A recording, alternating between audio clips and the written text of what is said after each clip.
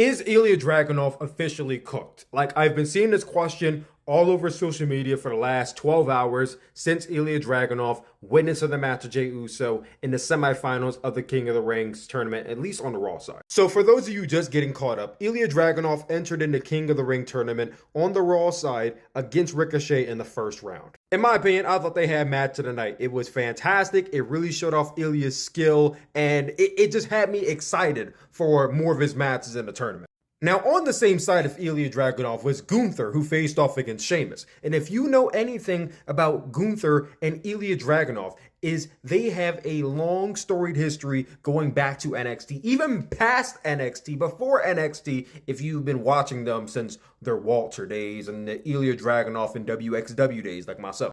Anybody who's seen these matches will tell you that their two matches in NXT UK and NXT TakeOver 36 are two of the greatest matches in WWE's modern history. If you have not seen either of those two matches, I could not recommend you those matches fast enough. Stop this video and go watch them right now. They're fantastic. So people were excited for the Raw side of the tournament because that means that if Gunther and Ilja Dragunov win their first two matches, these two could possibly meet in the semifinals of the King of the Ring tournament. And I saw some people even then who were skeptical of that match happening because it's too early, you gotta wait to do it, and I was all gang ho for it. I'm like, you know what? It's set up for that to happen. Might as well pull the trigger on it. Show the Raw audience, show the main roster audience what these two men truly can do with each other. We already know Gunther is the shit. We know he's great. But most people who watch WWE Raw and SmackDown don't know how great Ilja Dragunov is just yet. Gunther's going to be Kofi Kingston, that's no question. All Ilja has to do is beat Jey Uso. Now, Jey Uso is the second most over babyface in the company behind Cody Rhodes. You could even argue he's more over than Cody Rhodes. But Jey Uso, arguably, is someone who should be making it to the final round because of how over he is. The crowd likes him, the crowd's used to him, the crowd knows who he is. Most of the people there may have heard of Dragunov, but they don't truly know who he is. They saw his match with Ricochet, they decided, oh, this guy's actually great.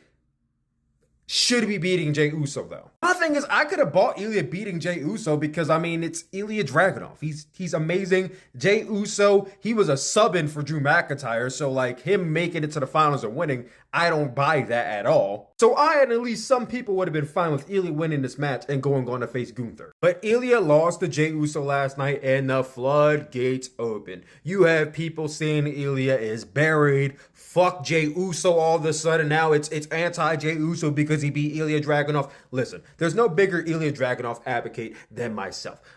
But I understand why he didn't win last night. Number one, it goes back to the fact that they probably don't want to do Gunther versus Ilja Dragunov in the tournament because that's a match they could save up for a pay-per-view. Now, here's what I will combat this with because I kept hearing this argument and I have to say this.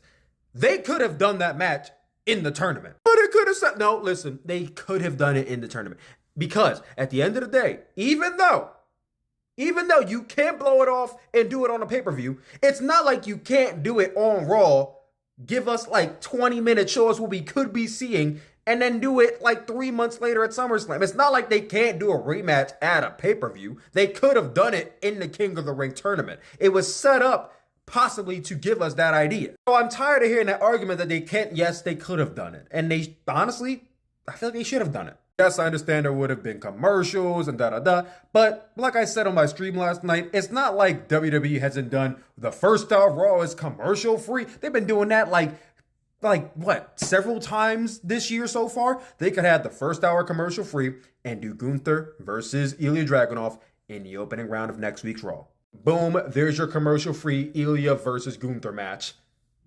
And it's for you live on TV. But again, I understand them wanting to wait to pull the trigger on that match. Now, the hate I've been seeing for Jey Uso is actually kind of crazy. Just because Ilja lost doesn't mean now we gotta turn on Jey Uso. Jey Uso is still good. Now, I will say this much. It was very apparent during that match that Ilja Dragunov is way superior in the ring than Jey Uso. Jey Uso at some points looked like he was struggling to keep up with him.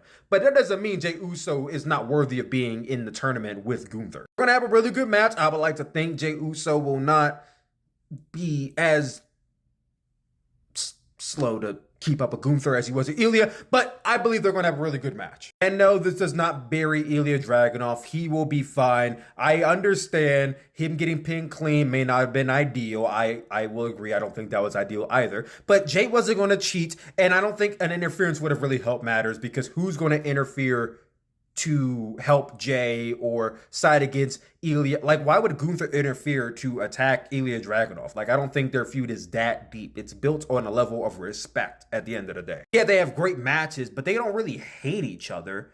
It's just kind of a class of superiority. That's really their feud. So Gunther coming out to attack Ilja would not have made too much sense. So Ilja losing clean was really kind of the only option they had at that point. But I say all that to say, calm down. Ilja Dragunov is fine. He's a future world heavyweight champion in the company. Just give it a year, I promise. What are your thoughts on Ilja Dragunov losing last night, guys? Comment down below. Let me know. Let's get a discussion started.